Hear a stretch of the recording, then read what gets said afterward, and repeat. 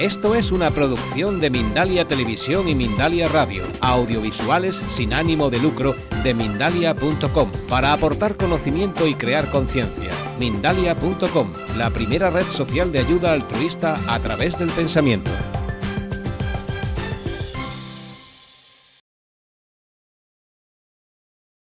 Acaba de llegar de Barcelona hace un par de horas. Termina la conferencia y esta noche sale a las 12 dirección a Barcelona para llegar mañana de madrugada. O sea, una paliza increíble. Así es que yo le doy las gracias de corazón y quiero que con un gran aplauso lo recibamos, agradeciendo el gran esfuerzo que está haciendo. Adelante.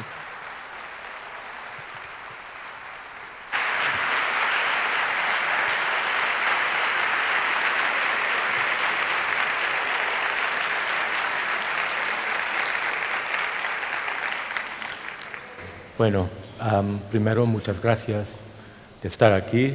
Gracias a Rafa por invitarme y perdóname de no haber asistido a las otras ponencias de ayer y de hoy. Estaba trabajando ayer y no podía venir más temprano, ¿vale? Y bueno, intentaré hablar de castellano y perdóname si no es perfecto, ¿no? Pero si fluye y si entiendes, bueno, sería bien. Pero primero quería empezar con una frase inglés, ¿no? Porque estoy todavía removido por lo que Marilyn Rosner acaba de hablarnos, de contarnos, ¿no? De muchas cosas. Y la frase inglés que me vino sentado allí en el fondo era "It's going to be a hard act to follow". No sé si entiendes. Será muy difícil seguir a ella, a lo que acaba de hacer, porque es tan contundente, tan fuerte, ¿no? Su mensaje a nosotros, pero intentaré. Y intentaré precisamente siguiendo su mensaje, ¿no? de escuchar el sueño. Y cuando hablaba Marilyn, yo me acordaba de mi sueño, ¿no? Un sueño, Rafa me ha presentado un poco mi formación, no es ni como médico, ni alguien en este mundo de cuidar o curar o sanar a la gente. Mi fondo era muy académico y iba a hacer un doctoral en economía, pero el sueño que tenía desde muy niño insistía a surgir, ¿no? Y yo no podía negar de escuchar el sueño y donde me guiaba, ¿no? Mi vida, si no hubiera escuchado mi sueño, hubiera sido alguien en la diplomática, ¿no? En mi país, quizás, o peor. Pero fue un gran riesgo, ¿no? En los años 60, cuando terminé mis estudios, mi título en la universidad, ¿no? de seguir el sueño.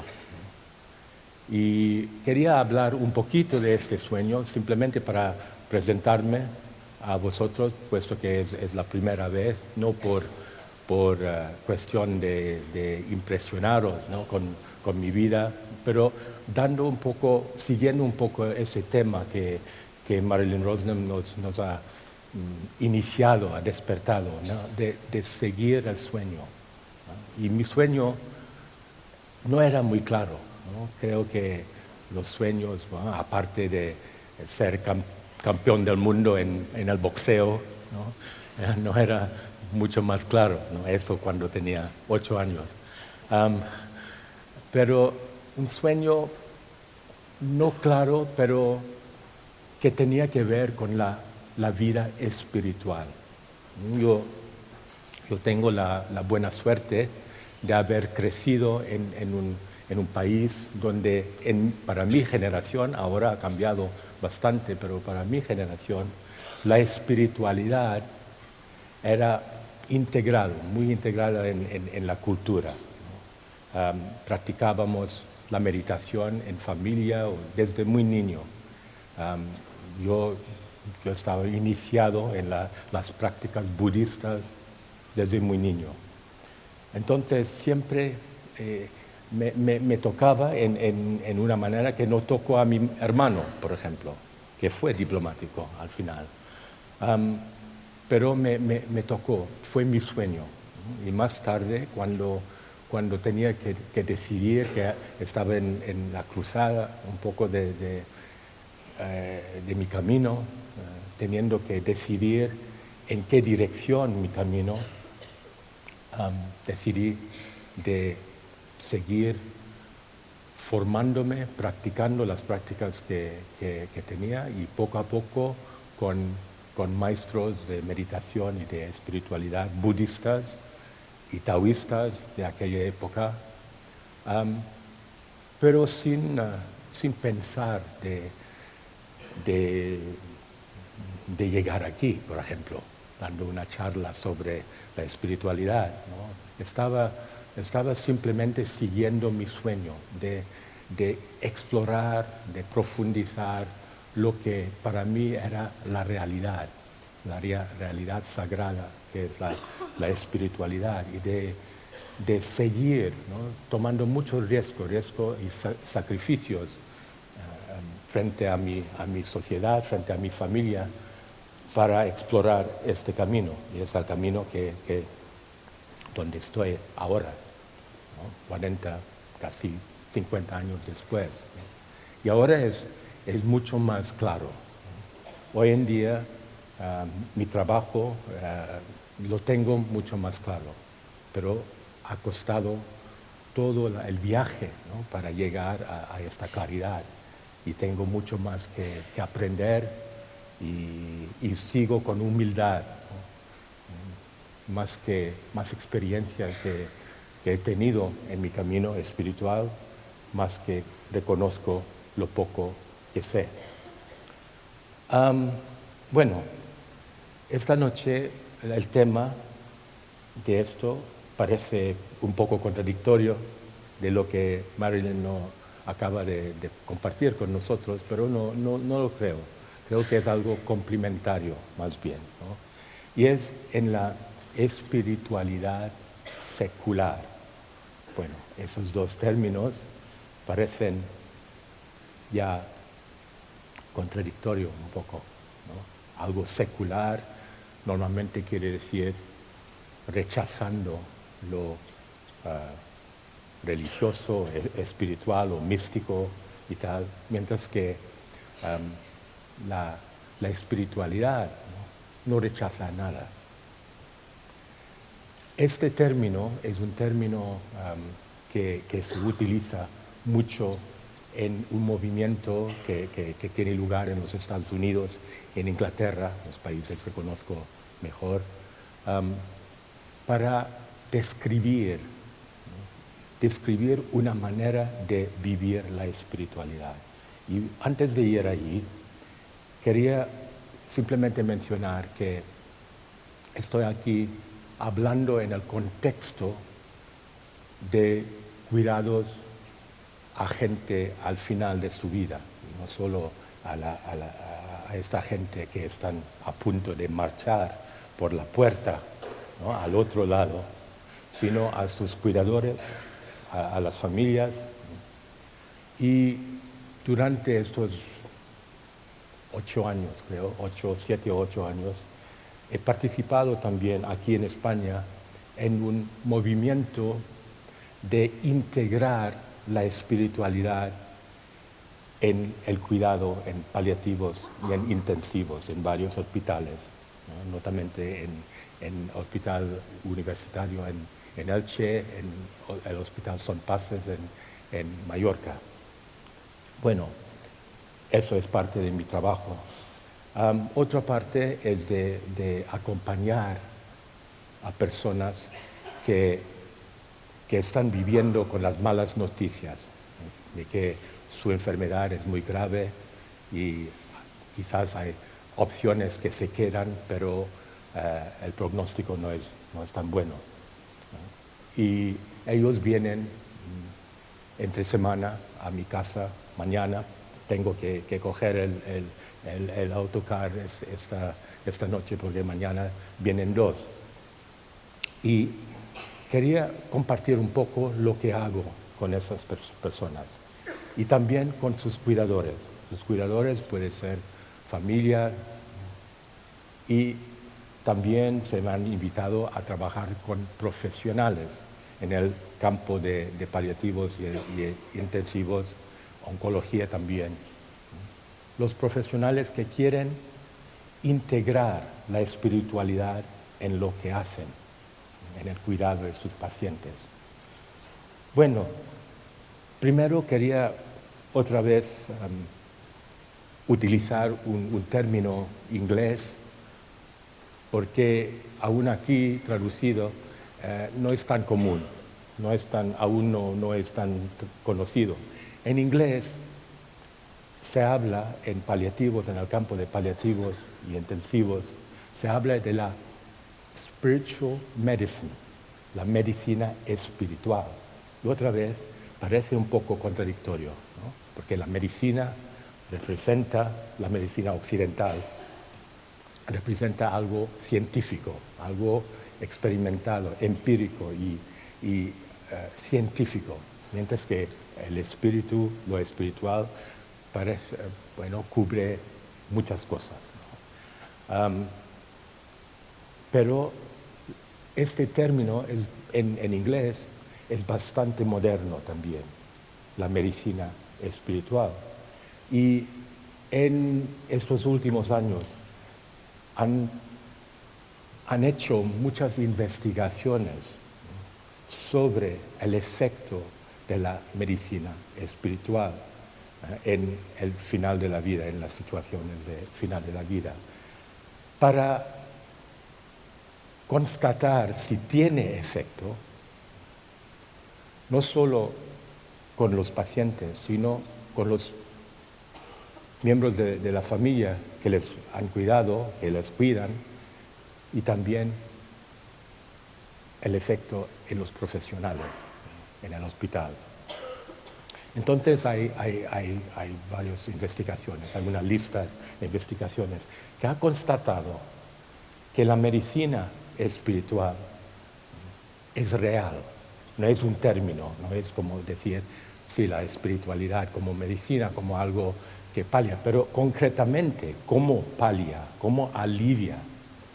Y en esto hay que distinguir, primero, lo que es el sufrimiento, ¿no? Lo que es el sufrimiento de alguien como yo, como tú, como vosotros, ¿no? que está enfermo, que acaba de recibir malas noticias, que está a punto de perder su familia, sus amados, sus hijos y hijas, su pareja, su vida, su integridad. Bueno, el sufrimiento aquí, hay un doble sufrimiento siempre. Hay el sufrimiento del cuerpo, los dolores que produce una patología, una enfermedad. Y eso es la naturaleza del cuerpo.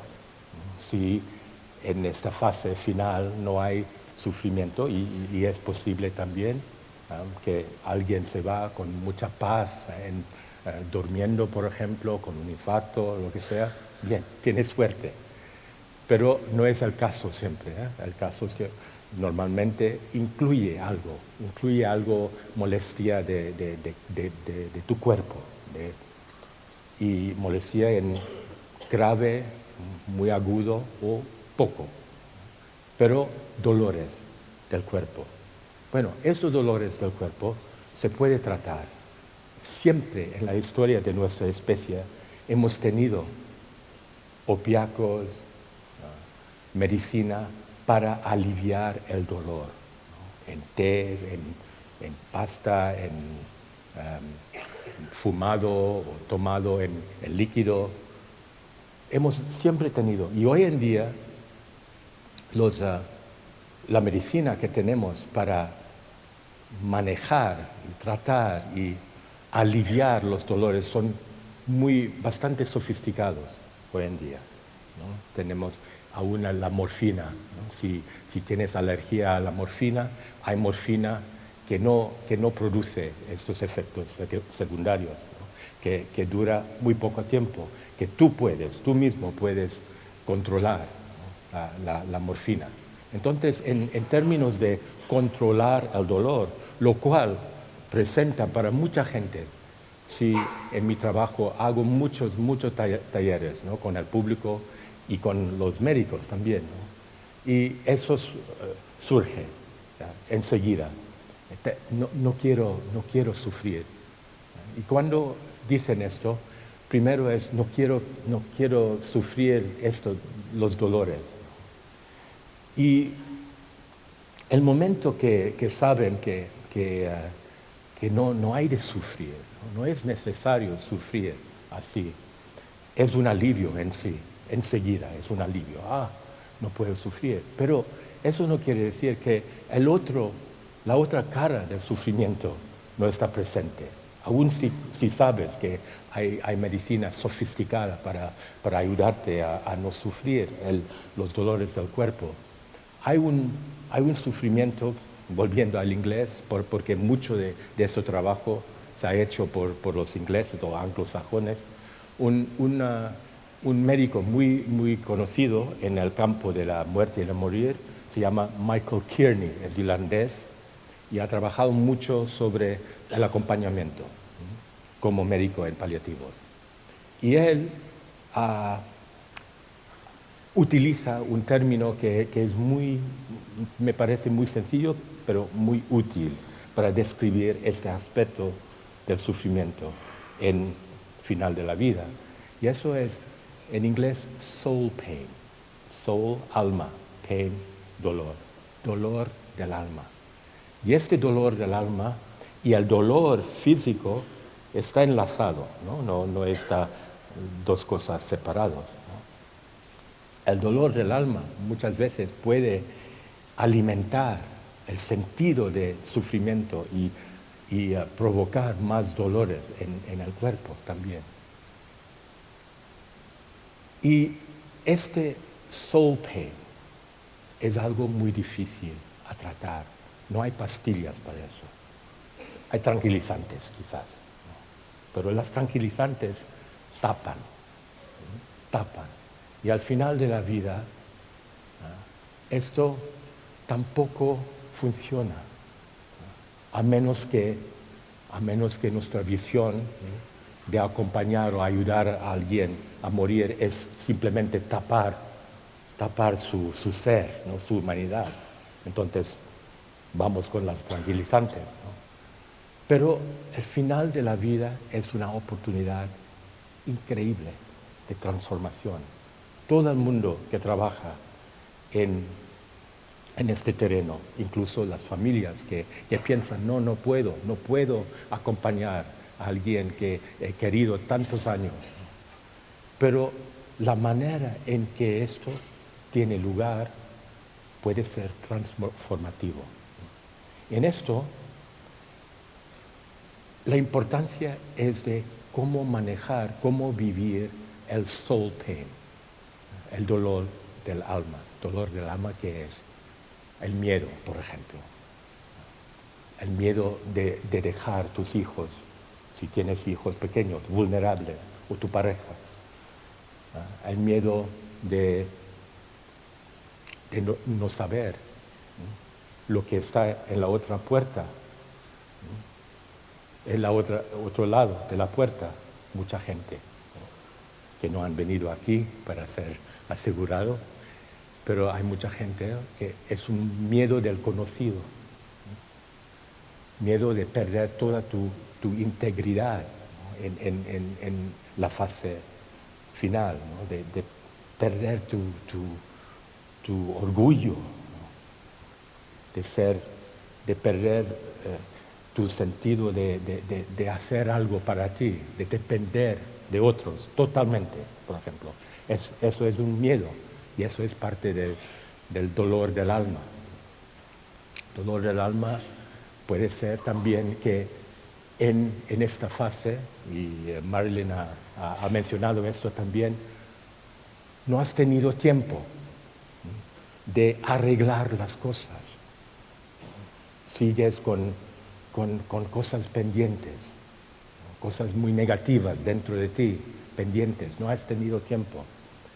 En mi trabajo de acompañamiento, yo empecé de trabajar en esto desde que empecé a dar clases de meditación como profesor de meditación laico y de tai chi, de artes marciales, en el año 75 en Inglaterra, en una comunidad. Y empecé porque venía gente para prepararse. Pero eran budistas, más bien, ¿no? Voy a este tema. Primero, de acabar con ese tema del soul pain y la medicina espiritual. Entonces, soul pain, en la fase final de nuestra vida, ¿no? El regalo de todo esto es que todo se revela, ¿no? Porque no hay nada más que perder, si quieres, ¿no? No hay nada más que merece la pena tapar. Las cosas se revelan y es parte de la naturaleza del proceso de morir también, que todo se abre, ¿no? Y eso es un regalo. Pero en la apertura, claro que las cosas escondidas, las cosas que no hemos enfrentado durante la vida, las personas que no hemos perdonado porque nos han dañado, nosotros mismos, las cosas que hemos hecho, ¿no? Que se llama la culpa, esto, ¿no? Esos son parte del soul pain. Y sí un aspecto, ¿no? Sí se puede distinguir una buena muerte de una muerte no tan buena. Quizás uno de los factores es eso, la ligereza en que el proceso se hace. Una vez estaba en Mallorca diciendo esto y había un psicólogo que se fue enseguida diciendo, no hay buena muerte. Pero, no sé, yo respeto su opinión, pero para nosotros, muchos de nosotros que trabajamos en este terreno del acompañamiento, sí que hay. Es muy claro que hay, ¿no? Yo trabajaba en un hospicio en mi país, donde trabajo, en los arrabales de Bangkok, con gente que tienen SIDA y niños que tienen SIDA. Y la lección, lo que aprendí de buena y mala muerte, era muy obvio. Yo trabajaba acompañando por mi formación de las prácticas espirituales. Y el primer mes que estaba allí, en 2000, el director, un católico que se llama Father Joe Maya, muy famoso en su país, en Estados Unidos y en Asia, porque es un ONG católico, me dijo, bueno, tú sabes de estas cosas, entonces tienes que ir a acompañar a las chicas, porque nadie de los hombres quiere ir allí, ¿no? Entonces yo iba inocentemente y mis colegas, amigas decían, no vayas allí, nosotros nos encargamos, no vayas allí. ¿Por qué? Ellos dicen, porque es posible que te matan, ¿vale? Que te matan. ¿Cómo me van a matar? ¿No? Están muriendo allí, toda una sala de 20 mujeres en estados muy malos, ¿no? de secundarios de SIDA, que habían venido a este hospital justo para morir, ¿no? Y bueno, me di cuenta enseguida de lo serio de sus palabras, ¿no? Entrando allí había no solo mala leche, una rabia, ¿no? Una rabia no contra mí personalmente, sino contra los hombres. porque las mujeres allí no eran de la industria sexo, que en mi país es muy sofisticado también. Algunas, pero la mayoría de ellas, mujeres normales, algunos que habían tenido solo una pareja, infectado por la pareja, porque aquella noche la pareja, un taxista, es un caso que surge, ¿no? Estaba borracho o drogado y iba con una prostituta y sabes que sin protegerse y nada. Entonces vino a casa, infectó a su mujer. Eso es un caso, había muchos casos, ¿no? Así, un poco. Una mujer infectada, muriendo para nada. Y mientras tanto tenían que esconder su condición también, para el estigma, la vergüenza, para no perder su empleo, etc. Entonces estaban allí en toda manera de negatividad, de furia, ¿no? Furia, rabia, rencor, remordimiento, depresión, todo mezclado, ¿no? Y algunos con la violencia, diciendo, bueno, nadie me dijo esto, pero amenazó a un colega mío que era enfermero masculino, diciendo, toma mi sangre, ¿no? Y ves cómo es de morir así, en esta manera tan absurda. Entonces, bueno, breve, mi trabajo allí era simplemente escuchar, ¿no? Escuchar, sin nada, sin aconsejar, sin decir nada, porque no había nada que decir, ¿no? Lo que podía decir hubiera sido palabras huecas, solo, ¿no? Huecas, y para asegurarme a mí, no ayudaba a ellas. Entonces ellas eran mis maestras, ¿no? En ese sentido de lo que es un aspecto de la medicina espiritual, el escuchar. Ramón Bayas, que es un pionero en paliativos en España, que es muy mayor ahora, ha escrito muchas cosas sobre la psicología, ¿no? Y el acompañamiento y el morir y tal. Al final de su vida dice, bueno, al final de su vida no, pero su último obra, ¿no? Es esto, que todo el acompañamiento se reduce a esto, escuchar. Bueno, en el caso de estas mujeres, el escuchar era de dar espacio para que me jodían, ¿no? Como representante de los hombres en el mundo, ¿no? Y de todo esto, ¿sabes? Del deseo, de las consecuencias de sexo sin amor, etcétera, etcétera. Entonces estaba allí, escuchando. Y bueno, no quiero pretender que siempre funcionaba, ¿no? Como en mis sueños. Pero muchas veces esta oportunidad de descargar la mierda que tenía, la rabia, la furia, ¿no? Fue el primer paso hacia la aceptación.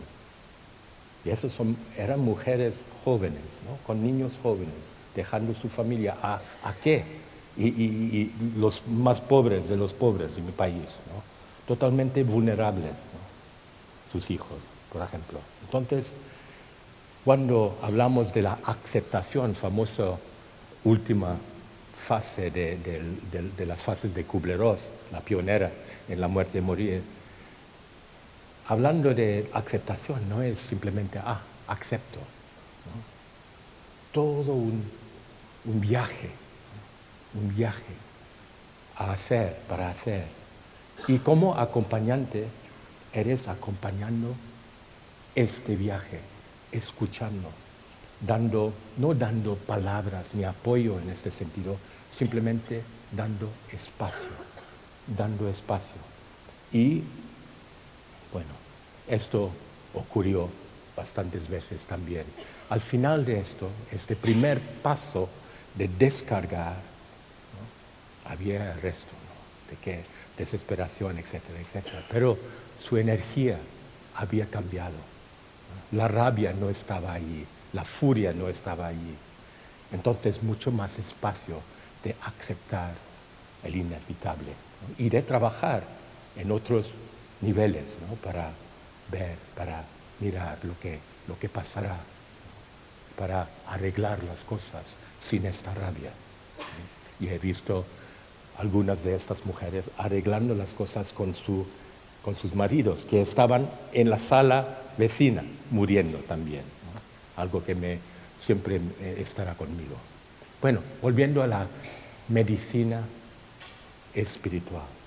Eso es medicina espiritual. Cuando hablamos de medicina espiritual y en todos los textos escritos y las investigaciones, utilizamos nociones y palabras muy sencillas y muy humanas, ¿no? No tiene nada que ver con lo que alguien no ha vivido tampoco. Por ejemplo, el silencio, el espacio, la compasión, la empatía, la comunicación. Esos no son nociones en el cuidado paliativo espiritual. No son nociones. Como noción es bastante inspirador, pero son energías. Son energías que se transmiten y que no es solo algo que se transmite desde el curador, ¿no? Cuidador al paciente, sino algo que está en los dos sentidos, ¿no? Algo que se recibe también. Esto, las personas que trabajan en este terreno, es una vivencia, ¿no? Es una vivencia que es un honor, un privilegio de acompañar a alguien, porque estás alimentándote, ¿no? Con esta medicina también. Bueno,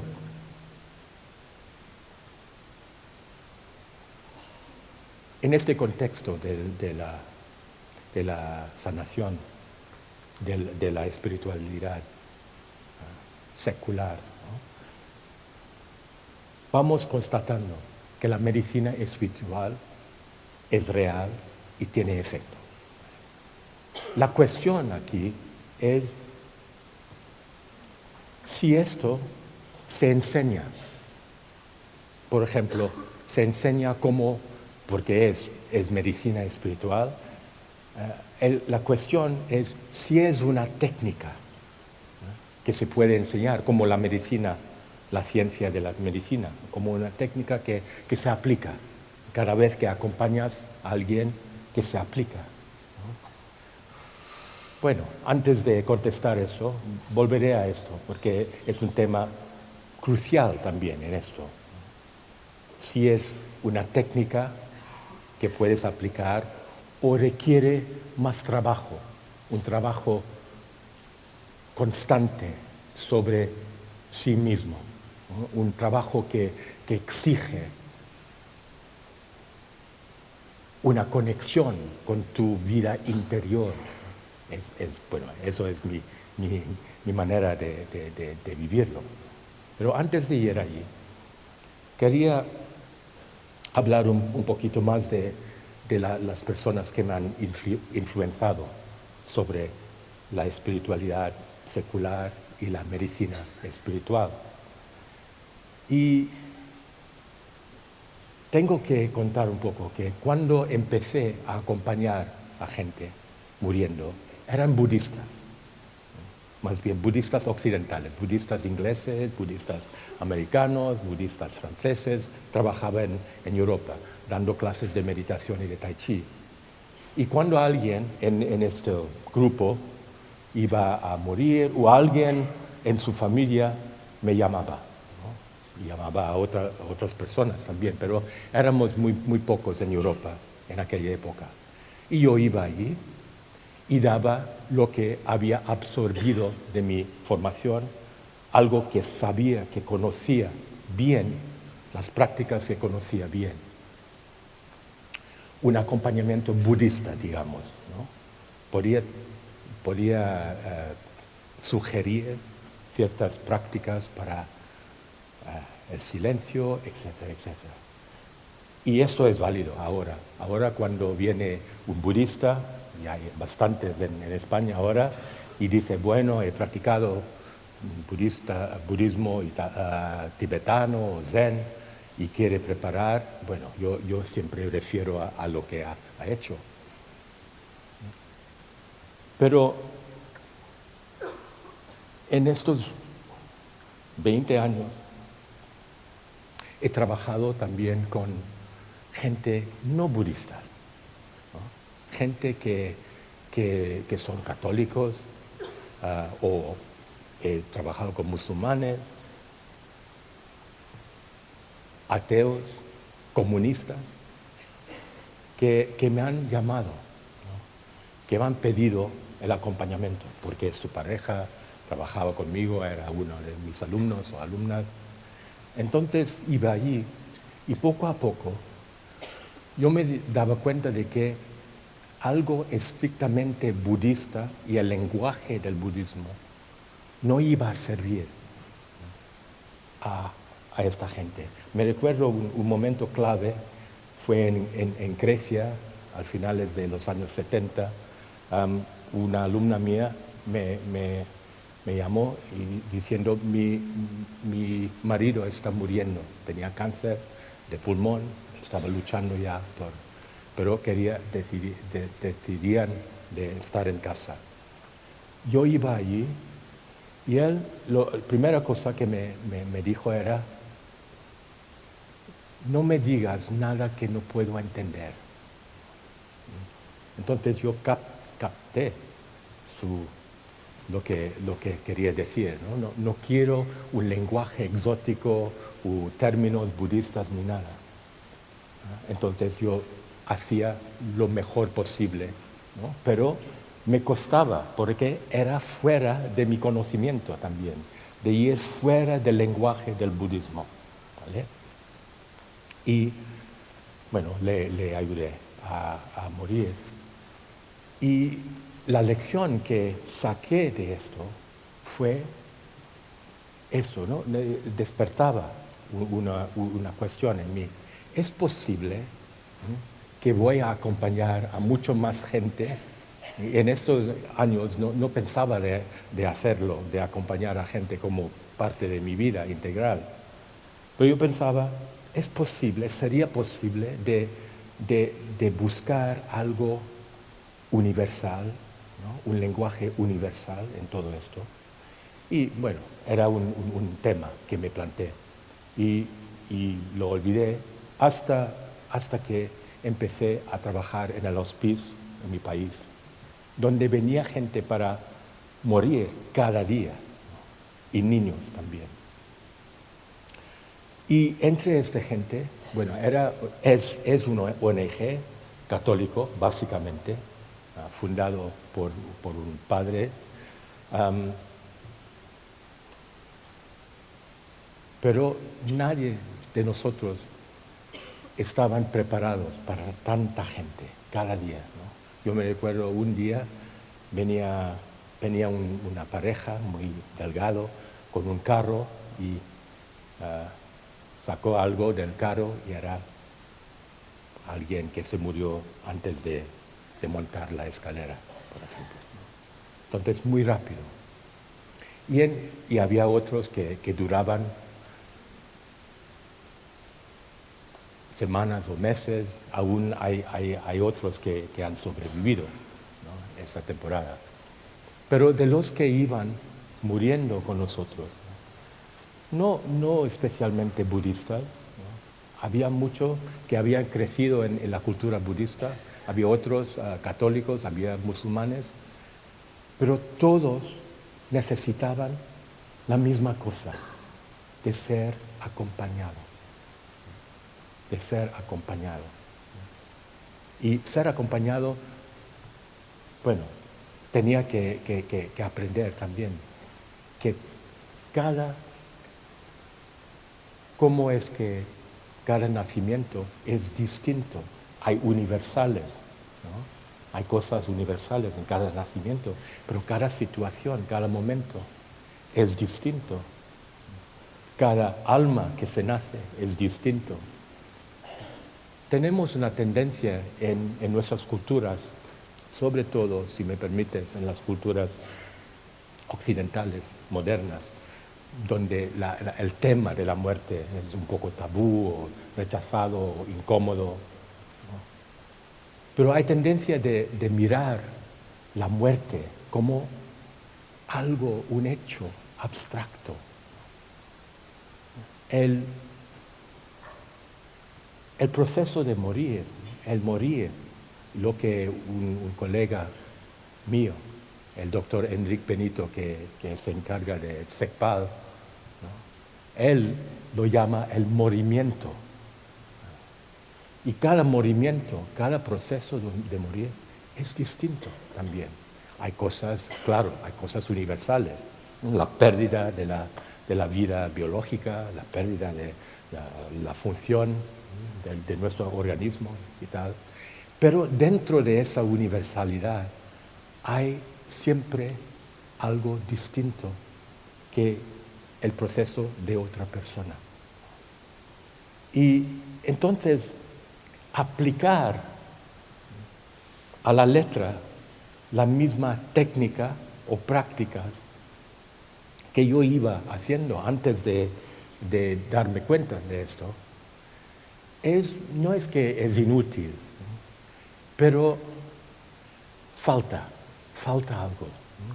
Falta algo auténtico, ¿no? Es como si has recibido una enseñanza o algo bien a hacer, ¿no? Y lo aplicas, lo repites, ¿no? Y eso, claro que ayuda, es mejor que nada, pero no es la medicina espiritual. Falta el efecto, ¿no? Y eso es lo que constaté para mí mismo, ¿no? Que aplicando lo que había aprendido y absorbido, ¿no? Era no fácil, sino algo de rutina un poco, pero acompañar de verdad, escuchar de verdad,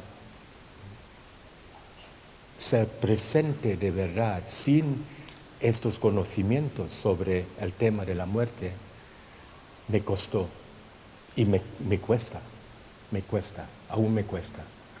Mañana cuando alguien viene a mi casa, con quien estoy trabajando, le trato como esta persona, la persona que está sufriendo, ¿no? La persona que tiene todas sus dudas y sus miedos, a pesar de sus creencias, a pesar, muchas veces, ¿no? Las creencias ayuda mucho, ¿no? La fe es una energía que ayuda mucho. Pero la experiencia, no solo de mí, sino de mucha gente que trabaja en esto, es que, bueno, es difícil de decirlo, ¿no? Pero es frágil. La creencia en sí es frágil. La fe en sí también puede ser frágil si no tiene detrás la práctica, la vivencia. Entonces, algo que crees intelectualmente, aún emocionalmente, pero sin haber interiorizado y vivido, tiene una fragilidad. Y al final de la vida, esta fragilidad se revela.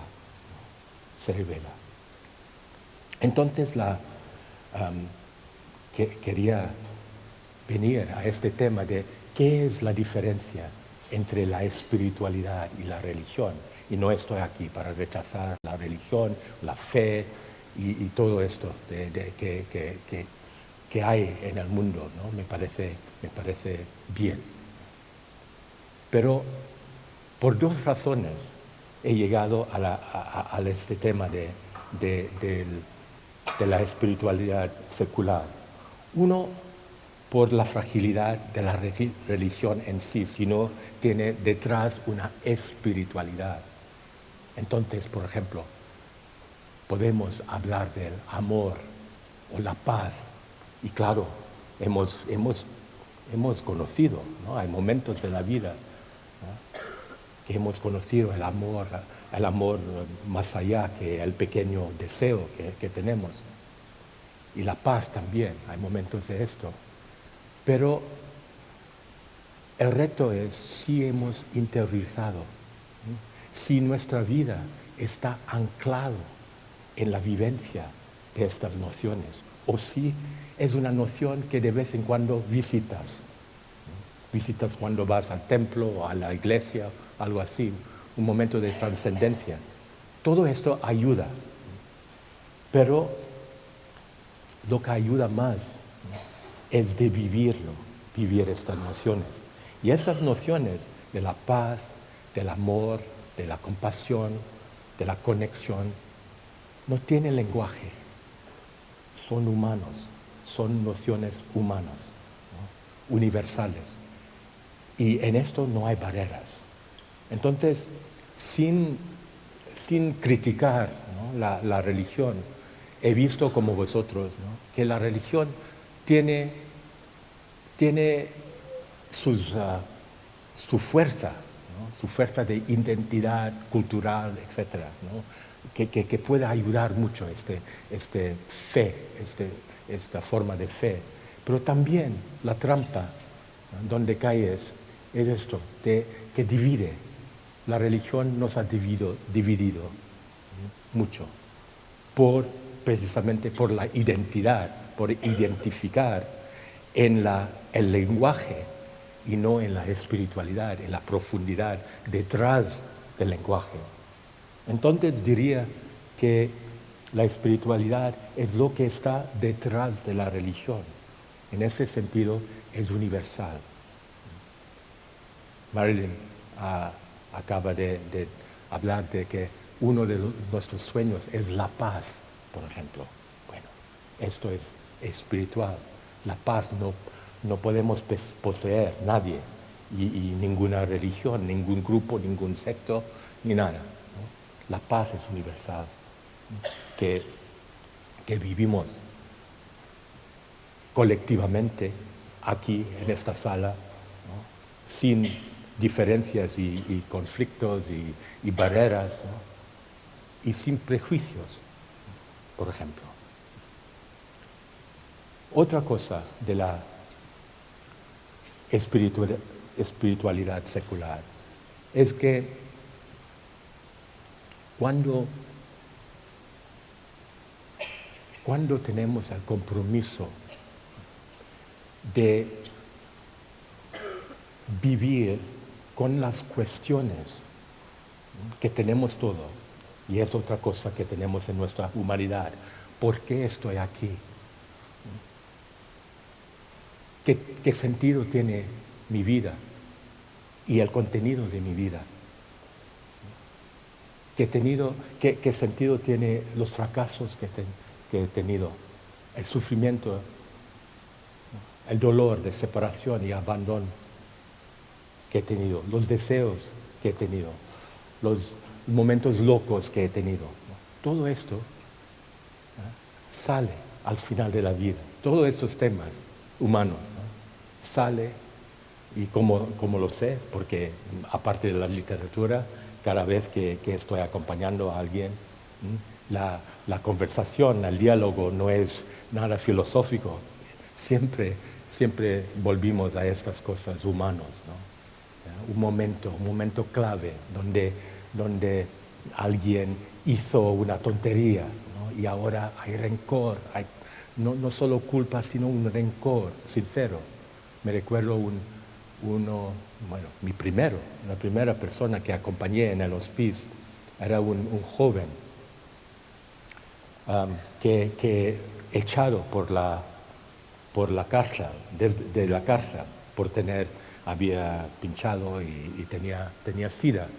Y ellos no le querían allí. Entonces vino a nosotros para morir. Y él era un hombre, un joven, 22, 23 años, que no era atractivo para nada, ¿no? Ni para mí ni para mis colegas. Su estado era terrible, estaba cubierto de cosas, ¿no? Olía mal, conocíamos su pasado lleno de violencia. Y bueno, me costó un montón tocarle. Iba allí para darle un masaje y hablar con él, y me costó. A pesar, eso fue en el año 2000, después de una vida de practicar, de abrir el corazón, de desarrollar la compasión, y frente a este joven, ¿no? Yo estaba paralizado, ¿no? Así, mirándole, diciendo, pero ¿qué puedo hacer ahora? Y solo cuando podía conectar con el amor que tenía, ¿no? Profundamente, y tomar la primera acción de extender mi mano y tocar a su cuerpo, todo transformó. Y por eso le cuento como un maestro que he tenido, ¿no? De cruzar este momento y realizar algo que había practicado, sin el budismo, sin nada, humano a humano. Y me enseñé algo más. Lo que me enseñé fue esto, del final de la vida y la transformación que puede surgir. Después de unos días, ¿no? Teníamos una amistad así, ligero, ¿no? Diciendo, bueno, ¿qué has hecho? Yo sabía qué había hecho. Y me contaba, yo he hecho muchas cosas muy malas. Muy malas. Y entonces eso me tocó mucho, ¿no? Porque por su sinceridad de reconocer, ¿no? Y me permitía de decir, y no quieres morir así, ¿es verdad? Y dice, no, y no tengo nada que hacer, ¿no? Entonces, eso fue nuestra primera conversación sobre este tema. Entonces, yo fui al padre, ¿no? Que es un padre católico bastante excéntrico. Y digo al padre, tú tienes que perdonarle, ¿no? En tu estilo católico, absolver y todo esto, escuchar su confesión. Y el padre me dice, no hago esto. No quiero hacer esto, porque él tiene que buscar el perdón dentro de sí, que es muy revolucionario para un cura católico, ¿no? Pero yo estaba de acuerdo. Entonces, ¿cómo ayudarle? ¿Cómo ayudarle? Porque del padre o de mí diciendo, estás perdonado, no iba a funcionar. Pero él sufría, su soul pain, su dolor de alma era esto, la conciencia, el conocimiento, ¿no? de haber hecho mal. Y eso también fue una lección para mí, y lo he vivido muchas veces, ¿no? Que dentro de cada uno, aún lo peor, y él quizás era el hombre peor en términos de lo que había hecho, de violencia, que he conocido cara a cara. Aún en los peores hay algo humano dentro, ¿no? En la profundidad y eso sin justificar, sin decir, bueno, él creció de una familia separada, de adictos, etcétera, etcétera, sin justificar, sin hacer excusas. Pero lo que fue muy claro era que él tenía el impulso, ¿no?, las ganas de arreglar las cosas antes de morir. Y yo no sabía qué hacer. Entonces, simplemente mi sugerencia era, ¿por qué durante los últimos días de tu vida, si tienes energía y aún tenía la función de sus piernas, podía mover, ¿por qué no vas ayudando a las personas en la sala, las otras en la sala? Y fue exactamente lo que hizo, ¿no?, de hacer un esfuerzo y limpiar, ¿no?, limpiar, y fue la condición muy mala, ¿no?, allí, porque no era un hospicio de lujo, no un hospital privado, era un hospicio en los arrabales. No teníamos casi nada, solo las camas, y no teníamos ni el derecho, porque era en los arrabales donde había muchas drogas, ¿no? Entonces el gobierno nos prohibía de utilizar algo más fuerte que el paracetamol, ¿no?, para aliviar. Entonces teníamos paracetamol y oxígeno, ¿no?, y botellas de oxígeno y nada más. Entonces es otro factor que me convenció de los efectos de la medicina espiritual, del amor y compasión. Bueno, eso es otro tema. Con este joven, ¿no?, pasó las últimas semanas en su vida con un gran esfuerzo. Bueno, puedes analizarlo y decir, eso es para compensar, es como penitencia o algo así, penitencia, ¿no?, para lo que viene de su culpa.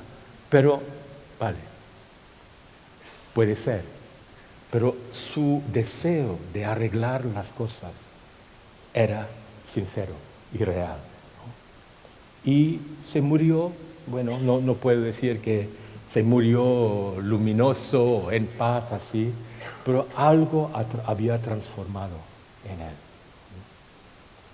Y todo esto, esas anécdotas, ¿no?, estoy intentando simplemente dar una textura, ¿no?, un contexto al cuidado de los que están a punto de perder su vida con la medicina espiritual.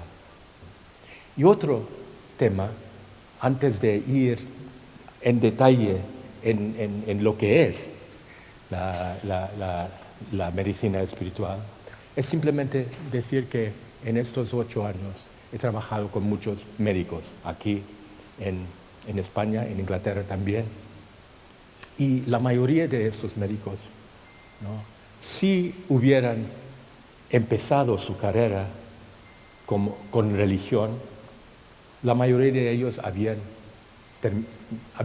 dejado, no rechazado, sino dejado como algo que no era parte de su trabajo, sobre todo en paliativos, ¿no? Y este acto de dejar aparte la religión, creo que ha tenido consecuencias en su trabajo. Hablando hoy en día, el tema importante es el quemazón o la fatiga de compasión, la sobrecarga, por ejemplo.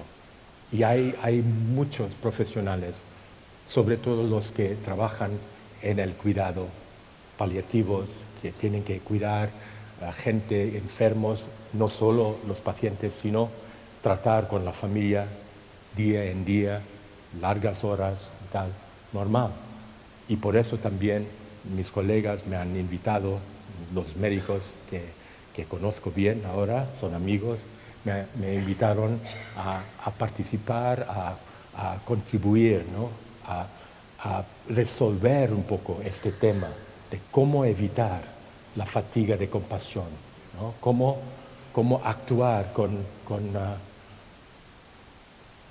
con frescura, apertura, con humanidad, y no como detrás de la bata, detrás de tu uniforme, detrás de tu conocimiento, sino abierto.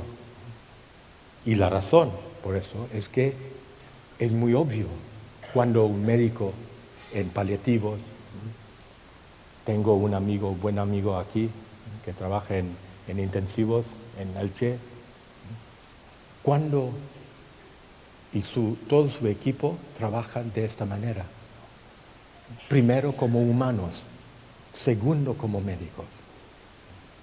Primero como humanos. Eso es muy importante y creo que será el paradigma nuevo, ¿no?, del cuidado, y no solo en paliativos, sino en toda la medicina. Está llegando. Es el gran cambio de que Marilyn hablaba. Mi sueño es que vendrá en mi vida, pero no importa esto. Lo que veo es que más y más médicos son interesados en la espiritualidad, no en la religión en sí. Algunos, a través de redescubrir su espiritualidad, lo cual quiere decir esta capa de la humanidad, ¿no?, esta capa que estaba allí cuando decidieron como estudiantes, como en colegio, de tomar esta dirección en su vida, de cuidar a otros, ¿no?, la compasión, el sacrificio que implica allí. Cuando redescubren esto, algunos, claro, que vuelven a la religión, ¿no? Tengo un amigo ahora que en Francia que era años, 20 años en Médicos Sin Fronteras, ¿no? Ahora está jubilado. Pero en todo esto había vivido su espiritualidad y como consecuencia ahora de nuevo acabo de verle, ha recuperado su catolicismo, pero no es al catolicismo de su infancia, ¿no? Es nueva manera de vivir el catolicismo, por ejemplo. Pero ese tema, puesto que he trabajado con muchos médicos, ¿no?, que dicen, bueno, somos médicos, somos científicos, no queremos algo místico, algo que está fuera de toda la experiencia y el empiricismo, ¿no? Poco a poco he ido modificando, distilando las prácticas que he conocido desde mi infancia, desde mi formación, a algo que ellos pueden aceptar, no como promoción, sino algo que pueden aceptar simplemente porque aceptándolo pueden aplicar a sus pacientes. Me recuerdo uno de los primeros encuentros, talleres que tuve en Mallorca, era de parte del Masters en paliativos, ¿no? Y el director me dijo, bueno, sería bien si tú les enseñas la meditación, ¿vale? Entonces yo estaba allí pensando, bueno, vamos a meditar, ¿no? Y enseguida vi las caras, ¿no?, las expresiones, ¿no?, totalmente aburridas, simplemente reaccionando a la palabra meditación. Vosotros no, porque sois experimentados en todo esto. Pero científicos, médicos, ¿no?, estaban como meditación, ¿por qué estamos aquí, por ejemplo? Entonces, segundo día, he dicho, bueno, yo voy a parar, ¿no?, con todo esto de meditación. ¿Quién necesita el silencio aquí? Todo el mundo, ¿vale? ¿Quién necesita el descanso? Como Marilyn nos ha hecho, ¿no? Ha hecho meditación con nosotros, pero lo llamaban relajación, entonces todos estábamos muy bien relajados. Otra vez todos los médicos levantaron las manos, ¿vale? Entonces el lenguaje, y de quitar todo lenguaje budista o exótica y volver a algo humano, un lenguaje humano, es la base de la espiritualidad secular. Bueno, puesto que no tengo mucho tiempo, quería ir directamente a lo que hago cuando trabajo con la espiritualidad secular y los talleres que voy dando a la familia, el trabajo que hago con los pacientes y también con los profesionales. Y todo está cubierto por tres términos: presencia, amor compasivo, compasión y trascendencia. Presencia. Y esto forma la base, ¿no?, de la medicina espiritual. La espiritualidad secular es la base de la medicina espiritual. Presencia, por ejemplo. Presencia, todo el mundo entiende lo que quiere decir la presencia. Somos presentes. Pero la diferencia, por ejemplo, en el contexto de acompañar a alguien, de la presencia auténtica o la presencia fragmentada cuando no estás de verdad presente, es un mundo. Y esto lo sabemos los que tienen hijos, ¿no? Cuando nuestros hijos dicen, tú no estás, no me estás escuchando. Es lo mismo. Estás allí, pero estás volado, ¿no? O estás en otro sitio. Eso es la presencia falsa, ¿no? Entonces la presencia falsa puede ser cuando estás al lado de la cama de alguien y pensando de otra cosa, o no estás, no te atreves a estar totalmente. Pero cuando estás totalmente, ¿qué pasa? En esta presencia hay silencio, hay el silencio compartido, hay el silencio que es medical, que tiene efectos de sanar, para ayudar a la sanación del alma de otro. Y eso no es técnica, volviendo a este tema. No puede ser técnica, no puedes estar ahí como haciendo teatro, ¿no? Tu presencia requiere mucho trabajo de deshacer y quitar el ruido de ti. El silencio no es ruido tapado, no es callarse. Eso no es silencio, es un tipo de silencio. El no hablar no es silencio, por ejemplo. No es presencia. El silencio, la presencia, tiene una profundidad que requiere la práctica.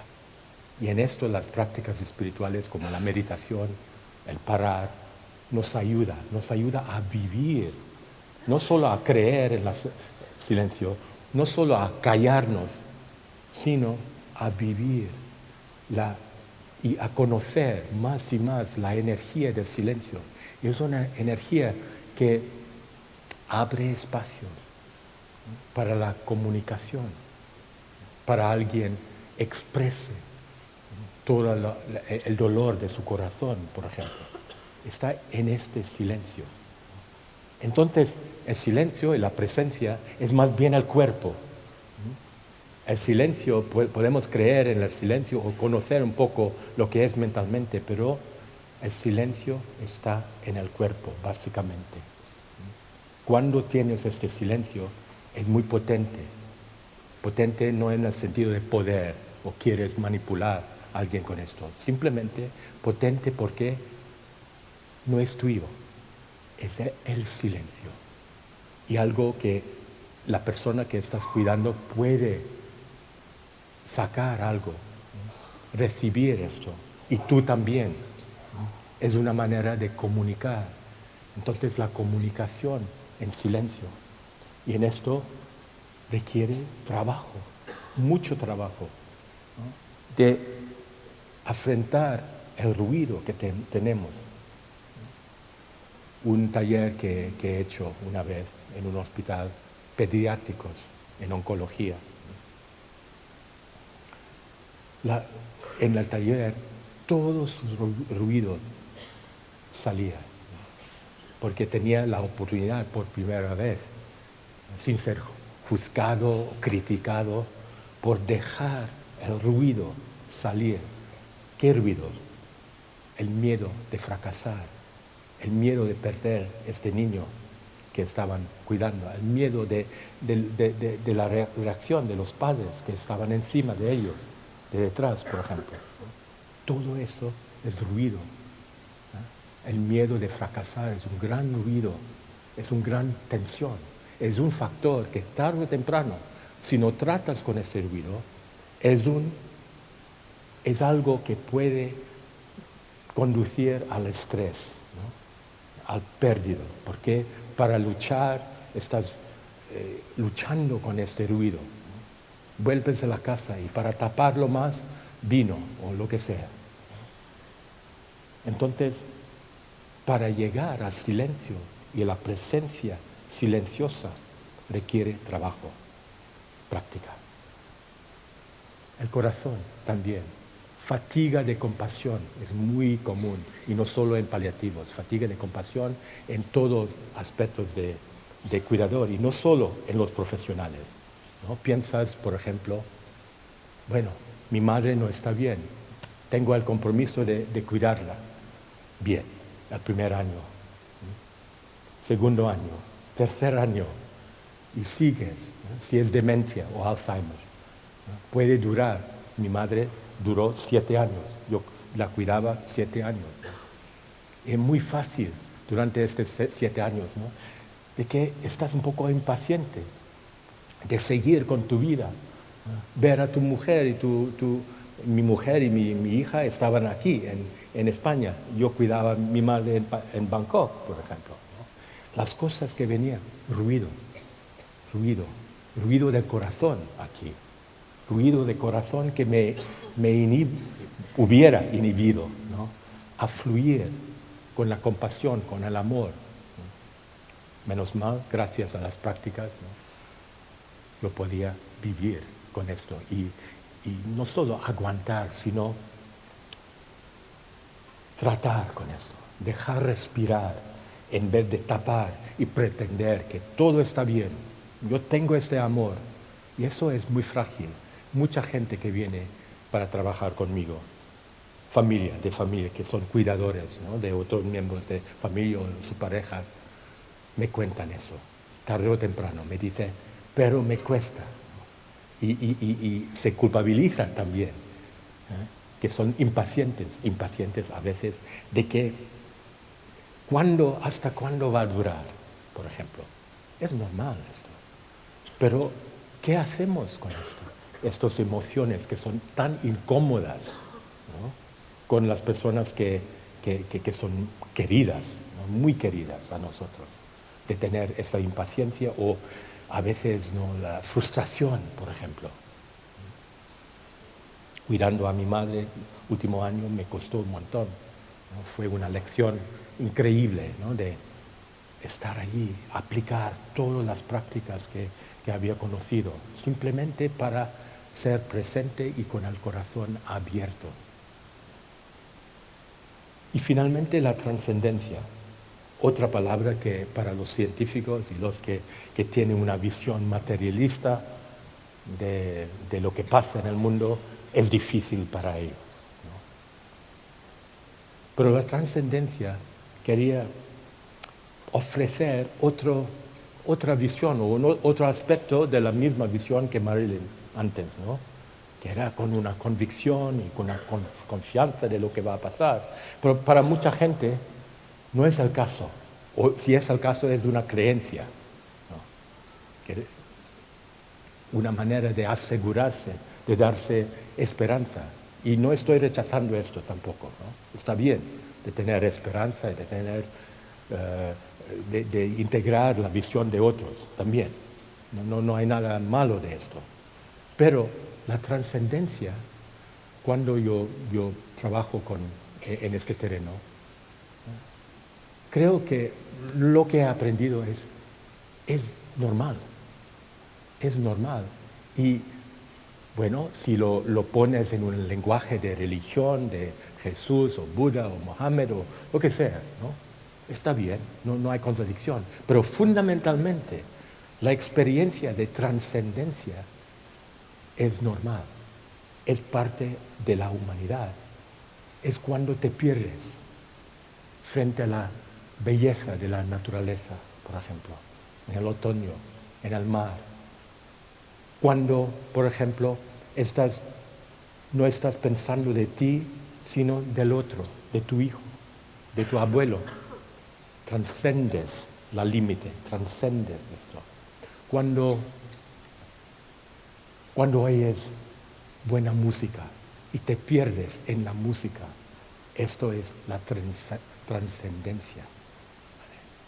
Es decir, estás conectado con una capa del universo más allá que el pequeño yo y esto, lo cual es bastante misterioso, ¿no? Pero fuera de esto, ¿no? Cuando el corazón fluye y piensa, como Marilyn nos decía de los niños, ¿no? Al otro lado del mundo que están sufriendo, eso es trascender el pequeño corazón, ¿sabes? Y fluir y sentir el sufrimiento de otros. Bueno, entonces la trascendencia es algo que es normal y humano también.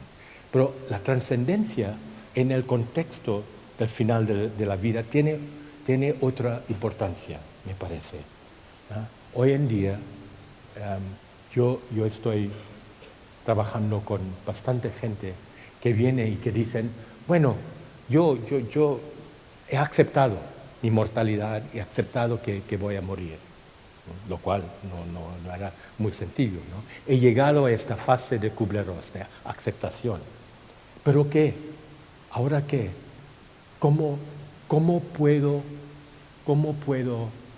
prepararme para el viaje? Porque es mi convicción que hay continuación. Y muchas veces cuando empiezo a trabajar con alguien que no conozco, que no ha hecho las prácticas conmigo antes, ¿no? me preguntan, una de sus primeras preguntas es, ¿qué piensas? ¿Qué crees? Y esto de los niños, ¿no? En Tailandia, en el hospice, aprendí mucho también, porque los niños son más sensibles que nosotros, ¿no? No tienen estas capas de lenguaje y de engaño y tal, ¿no? que hemos absorbido y integrado en nuestro ser. Ellos cuando dicen, ¿qué va a pasar? Y no todos, ¿no? Depende de la edad también, ¿no? La noción de la muerte es muy abstracto para muchos. Pero niños de 6, 7, 8, 9, ¿qué va a pasar? ¿Qué va a pasar? En este momento, y en nuestro equipo trabajábamos mucho en esto.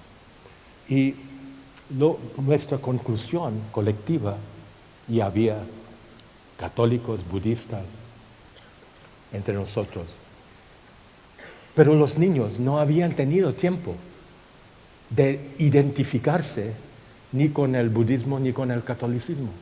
Eran niños, ¿no? Era tabula rasa, si quieres, ¿no? Inocentes de esta identidad, ¿no? En ese sentido. Entonces, cuando nos decían, cuidábamos mucho las palabras, simplemente porque captaban lo que no era auténtico, ¿no? Captaban. Entonces, si dices algo sobre los ángeles, ¿no? Una vez, no criticaba a mi colega de hacerlo, ¿no? Simplemente preguntaba a mi colega, ¿has vivido, has tenido una experiencia con los ángeles? ¿O es algo que piensas, algo hermosa que piensas? Y ya me dice, algo hermosa. Pero su sinceridad estaba bien, ¿no? Estaba auténtica. Pero noté que no ayudó al niño, diciendo, sí, vale, Los Ángeles. Mientras que después de trabajar, hemos dicho, bueno, ¿qué podemos saber de la trascendencia? De verdad, a menos que tengas don, ¿no? El don de ir al otro lado y tal, pero normalmente, gente normal como nosotros, ¿no? ¿Qué hemos vivido de la muerte? Bueno, algunos han muerto, ¿no? Y entonces has tenido experiencias.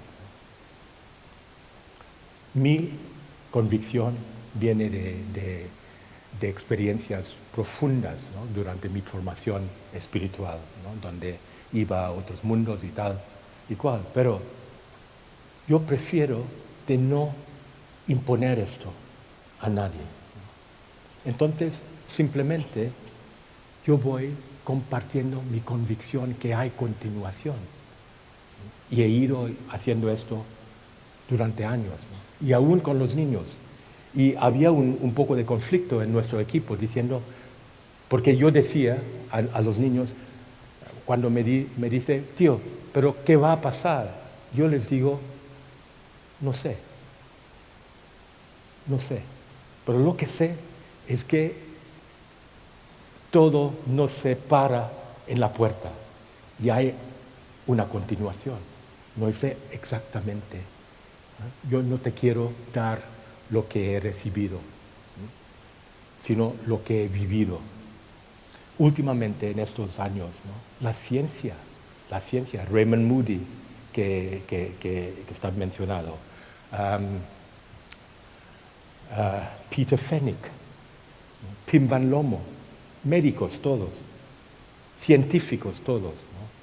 Han constatado que según los datos y las investigaciones hay una continuación de una energía, y es la energía que yo me atrevo a llamar Vijnana, volviendo al budismo. Vijnana es la conciencia liberada de esta casa temporal, de esta identidad, que no es yo tampoco, es la conciencia, es una energía, ¿no? Pero aparte de esto, bueno, yo tengo cosas que siento, que capto, impresiones, ¿no? Pero yo no tengo el derecho de decir a un niño o a las personas que vienen a mi casa, esto y esto y esto va a pasar, ¿no? Yo digo, no sé. Y en el caso que alguien insiste, yo digo, bueno, es como si vas de viaje. Ahora el viaje, en el proceso de morir, es vaciar la mochila. Las cosas a perdonar, a arreglar en tu vida, es vaciar, ¿no? Tu maleta, para ser ligero en tu viaje. Entonces, en esto contrasta con los viajes que hacemos en este mundo, ¿no? Es vaciar, y más vacío, más ligero el viaje, más fácil, ¿no? De liberar. Eso es la fase de tránsito. Y esto del tránsito viene la trascendencia. Y para las personas que me dicen, bueno, pero quiero prepararme, quiero hacer algo, una práctica para el viaje. Entonces voy diciendo, por ejemplo, ¿qué es tu fondo espiritual? ¿Qué prácticas has hecho? No qué creencias, sino qué prácticas. Y esas prácticas pueden ser relacionadas a creencias o a la religión. Por ejemplo, he trabajado con católicos que al final, para vivir la trascendencia, van cantando la Ave María, por ejemplo. Pero no por el contenido, sino por la vibración de abrir. Budistas, voy con Om Ahum, por ejemplo. Otras personas, quizás solo un sonido. Una vez acompañé a un cantante bastante famoso que venía para prepararse y ella encontró su propia manera de cantar para vibrar, para liberar, ¿no? Y esto también ayudó mucho su dolor, cómo manejar su dolor, porque quería actuar hasta el último momento sin morfina. Entonces utilizaba su canto para manejar el dolor y también para vivir esa trascendencia, este espacio. Eso requiere la práctica también. Y cuando das o transmites, no puedes transmitir, no puedes acompañar a alguien a un lugar donde no has estado. Pero sabiendo que el lugar que esta persona va a llegar no es tuyo tampoco, ¿no? Es otro. El acompañamiento es simplemente de tener la empatía, la simpatía. La diferencia es importante. La simpatía es el esfuerzo de mirar lo que esta persona mira. Por ejemplo, cuando alguien tiene miedo, dice, yo tengo miedo de morir, de sufrir y tal. Y tú acompañas este miedo, en vez de decir, no tengas miedo, lo cual es simplemente para tapar tu propio miedo, ¿vale? Pero cuando ves, ¿de qué tienes miedo? Eso es la simpatía, sim en griego, con pasos, con el sufrimiento. La empatía que tiene tanto efecto medicalmente, ¿no? Constatado en las investigaciones, la empatía es abrazar el sufrimiento de alguien con lo tuyo. Si alguien me dice, por ejemplo, pero, ¿sabes? Estoy totalmente bien, acepto lo que pasa, pero no puedo dejar a mis hijos, ¿no? La empatía que puedo ofrecer es, yo tampoco. En vez de ser el cuidador, ¿no? O el médico, el profesional que está fuera, que tiene todas las respuestas, ¿no? Que tiene el poder también de cuidar a alguien. La empatía es entrar en una relación empática, humana, ¿no? Mi sufrimiento, mis dudas, mis miedos, con lo tuyo. Entonces todo esto requiere trabajo constante. Entonces, para mí no hay técnicas, sino prácticas. Las prácticas de investigar desde curiosidad y conectar con nuestro mismo humanidad dentro de nosotros, ¿no? Y de conectarlo con el mundo, con el trabajo que hacemos. Y quería terminar simplemente diciendo que con este tema, en noviembre en Elche precisamente, y es una cosa benéfica, pero montada por el doctor Arraiz allí en el Hospital Universitario de Elche del 5 al 9. Vamos a poner un papel aquí, y si estás interesado a participar, entonces escribe a la dirección email que damos. Y también en esto, el año que viene, puesto que la demanda está creciendo tan rápidamente, el año que viene yo y doctor Arraiz y doctor Benito de Mallorca vamos a montar una asociación sin lucro que se llama Viñana, la conciencia liberada, para la formación formal del cuidado espiritual. Gracias por escuchar.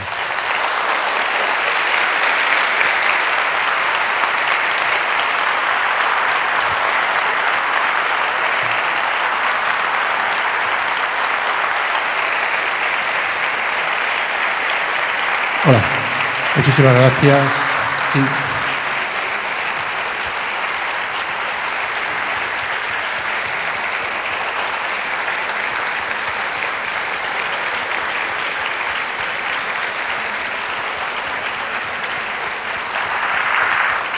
Tenemos 10 minutos si alguien quiere hacer alguna pregunta. Vamos a ver, si alguien quiere hacer una pregunta quedan 10 minutos.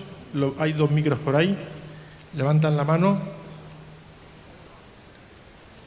No hay preguntas. Menos mal. Eso está muy bien, qué barbaridad. Bueno, quizás sea porque ya es muy tarde y muchas personas son de fuera y quieren regresar a sus casas. Bueno, pues hay una pregunta por allí. A ver. Venga.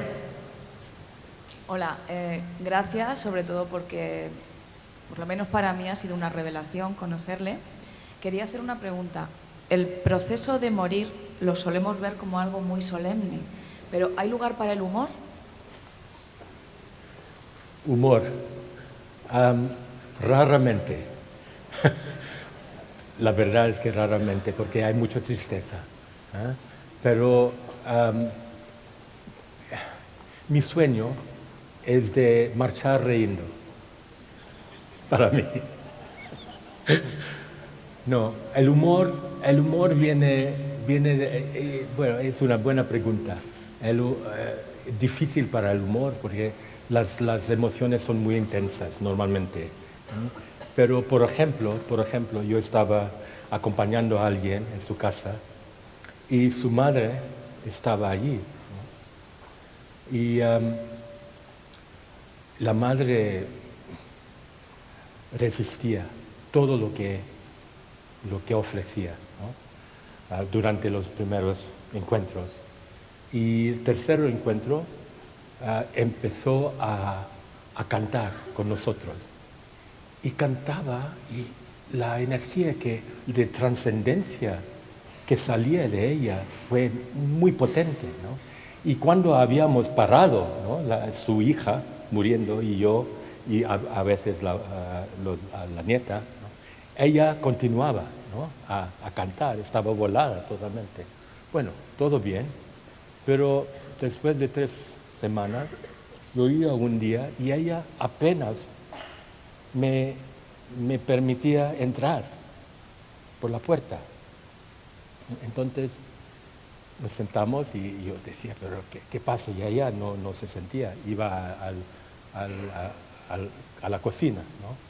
Y la familia me decía, pensaba que ibas viniendo para curarme, ¿no? Entonces hemos reído de esto. Un malentendido, ¿sabes? Y si hay un momento para reír, mejor, ¿no? Pero en casi nada de los casos que he tenido es eso. Y también esa pregunta me hace pensar de que los cuidadores, ¿no? Tienes, como yo y otros, y mucho más los profesionales que tienen que trabajar cada día, tienen que cuidarse bien, ¿no? Y tratar con la tristeza y las emociones intensas que van cobrando. Muy bien. ¿Hay alguna pregunta más? ¿No? Bueno, pues un fuerte aplauso para despedir a nuestro amigo Chi. Gracias.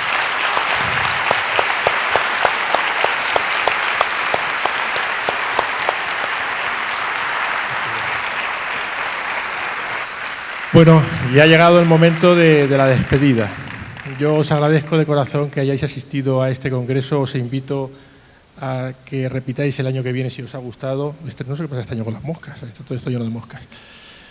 Y bueno, aunque decía Emilio que no hay errores, yo, si he cometido algún error os pido disculpas, lo he hecho lo mejor que he podido, lo hemos hecho lo mejor que hemos podido y emplazaros hasta el año que viene. Y antes de nada también un agradecimiento, lo he dejado para el final, no lo puse en la lista porque para mí es el más importante y es agradecer a mi mujer y a mis hijos el que me hayan aguantado todo un año, porque es que organizar esto son momentos de mal humor, noches sin dormir, mucho follón y hay que tener paciencia para vivir conmigo. Así que muchas gracias por aguantarme y hasta el año que viene. Muchas gracias.